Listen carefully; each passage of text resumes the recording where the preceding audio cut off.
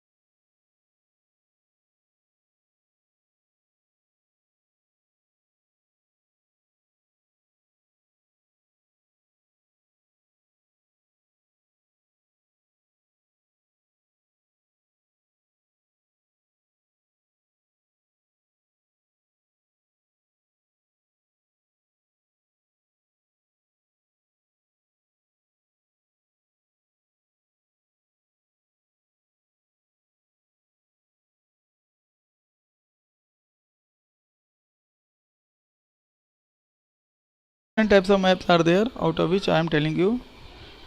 First is physical map.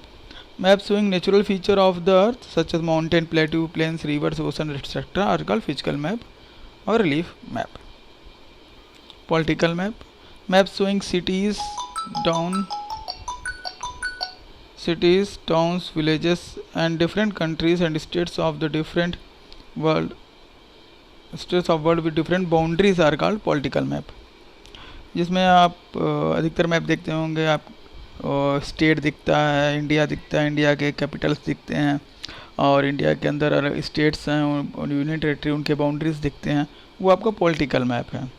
इसमें boundary बनी रहती है कि स्टेट से दूसरे स्टेट की दूरी, फिर इंडिया की दूसरे कंट्रीज के बीच की दूरी, बीच में एक बाउंड्री मोटी मोटी बनी रहती है बिंदी देखे, तो वो पॉलिटिकल मैप होता है जिसमें विलेज टाउन आपके दिखते हैं. Thematic map. Some map focus on specific information such as roads, maps, rainfall maps, maps showing distribution of forests, industries, etc. are known as thematic map. There are three component of map: distance, direction and symbol. एक तो thematic map होता है जो particularly किसी theme पे base होता है. जैसे आपको पढ़ना है कि इंडिया का रेनफॉल कैसा है अलग अलग स्टेट का, तो सिर्फ रेनफॉल वो दिखाएगा. Forest cover of the various states of India, तो सिर्फ आपको वो फॉरेस्ट कवर के बारे में बताएगा, वो पॉपुलेशन और रिलीफ ये सब नहीं बताएगा. तो पर्टिकुलरली किसी थीम को, पर्टिकुलरली किसी इन्फॉर्मेशन को लेकर के जब मैप बनता है उसे थीमेटिक मैप कहते हैं. Distance. The most important three component are distance, direction and symbol, out of which we are going towards distance. Maps are drawing which reduce the entire world or a part of it to fit on a sheet of paper, or we can say maps are drawn to reduced scales, but this reduction is done very carefully so that the distance between the places is real. आप जानते हैं बच्चों, दुनिया बहुत बड़ी है, उसको flat surface पे एक पेपर पे दिखाना बहुत मुश्किल है. तो एक प्रयास किया जाता है कि बिल्कुल वैसा ही जैसी दुनिया है वैसा ही एक पिक्चर बनाया जाए और उसी रेशियो में उसको स्केल दिया जाए कि उनके बीच की दूरी बराबर लगे पेपर पर भी जितनी एक्चुअल है. इसलिए हम उसके डिस्टेंस को रिड्यूस करते हैं. Scale is a ratio between actual distance on the ground and the distance shown on the map.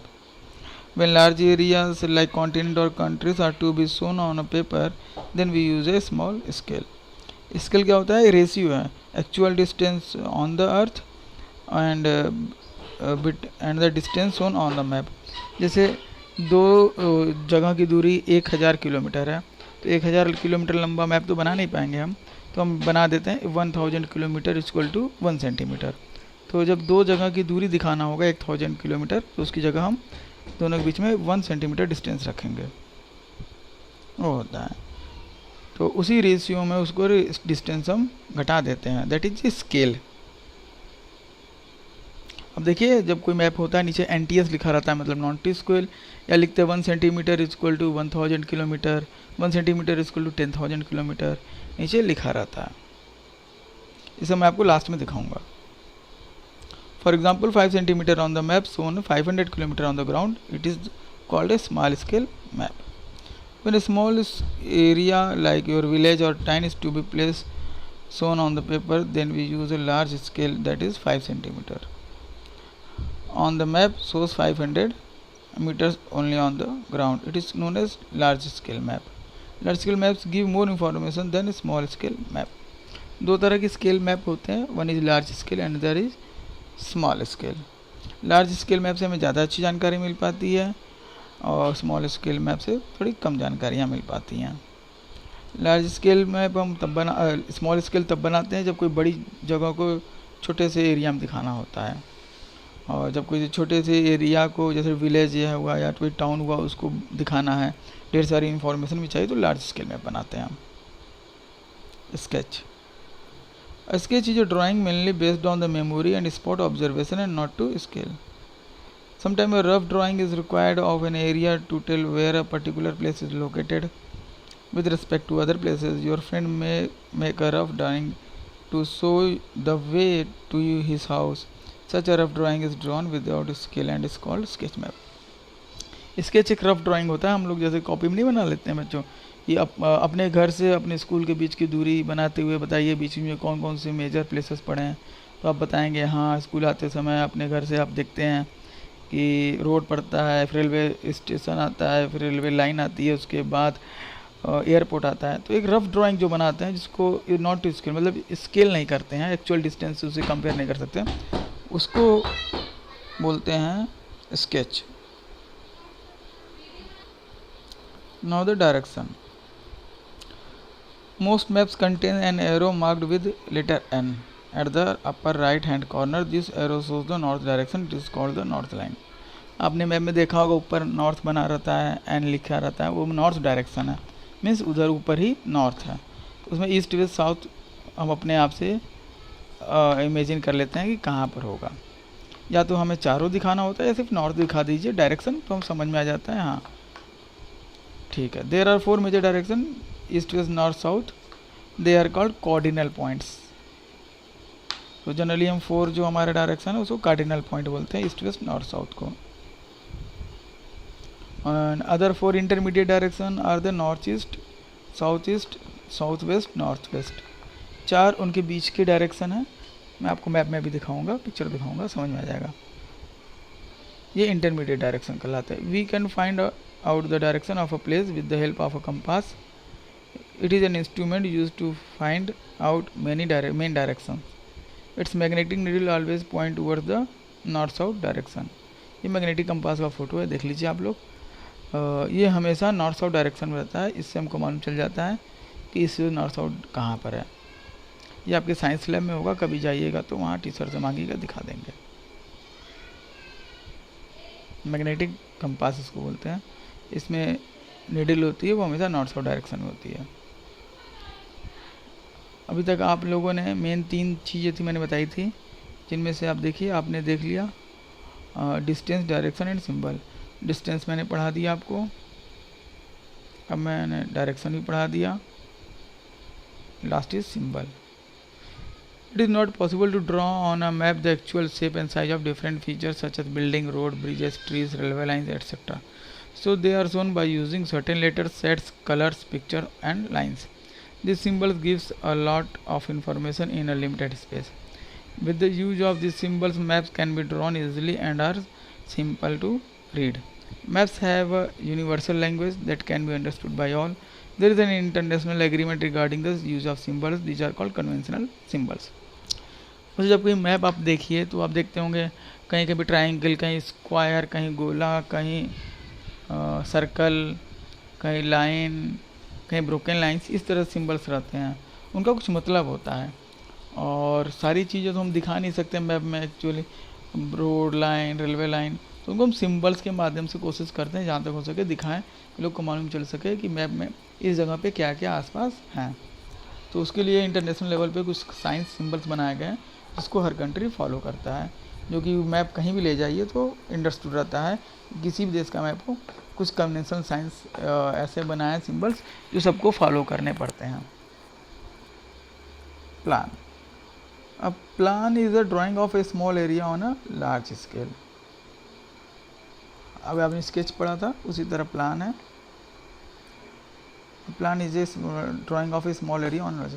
जब किसी छोटे से चीज़ को बड़े में दिखाना होता है तो हम प्लान करते हैं उसे। और large scale map gives lot of information, but there are certain things which may sometimes want to know, for example the length of and breadth of a room which can't be shown in a map. At that time we can refer drawing drawn to scale called a plan. तो plan भी एक तरह से large scale map की तरह ही है, बस है कि उसमें अगर हमको बहुत डीप में जाकर इंफॉर्मेशन चाहिए होती है तो नहीं मिल पाती है, तो उसके लिए हम प्लान करते हैं। तो उसमें क्या होता है कि हम अपनी नीडफुल थिंग्स ही उसमें ड्रॉ करते हैं और वही नेसेसिटी इंफॉर्मेशन उसमें देते हैं। जैसे हमको निकालना है कि प्लान करना है कि क्लास 6A या 6B में हमको डायमेंशन देखना है क्या है, और वहाँ कहाँ बोर्ड लगाना है, कहाँ फ़ैन लगाना है, कहाँ टेबल चेयर रखना है।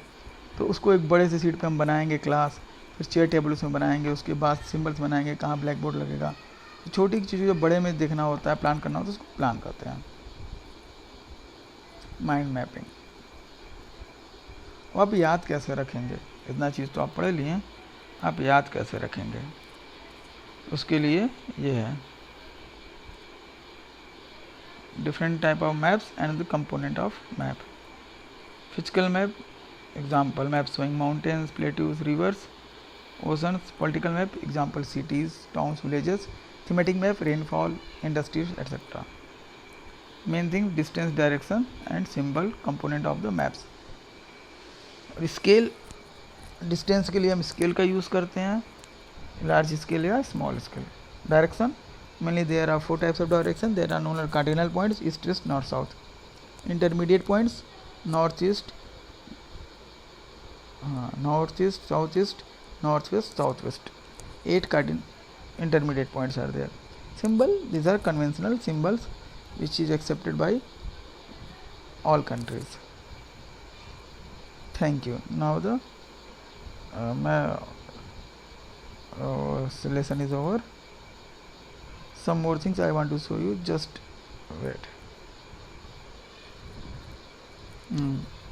ये देखिए cardinal direction, east west north south मैंने बना दिया है। और आप देख सकते हैं उसमें कि जो बीच में है, ईस्ट और नॉर्थ के बीच में उसे नॉर्थ ईस्ट बोलते हैं। ईस्ट और साउथ के बीच में है फिगर 4.2a, साउथ ईस्ट बोलते हैं। साउथ और वेस्ट के बीच में जो डायरेक्शन होता है साउथ वेस्ट बोलते हैं। नॉर्थ और वेस्ट के बीच में होता है नॉर्थ वेस्ट बोलते हैं। This are known as intermediate directions. Magnetic compass मैंने आपको बता ही दिया है। ओके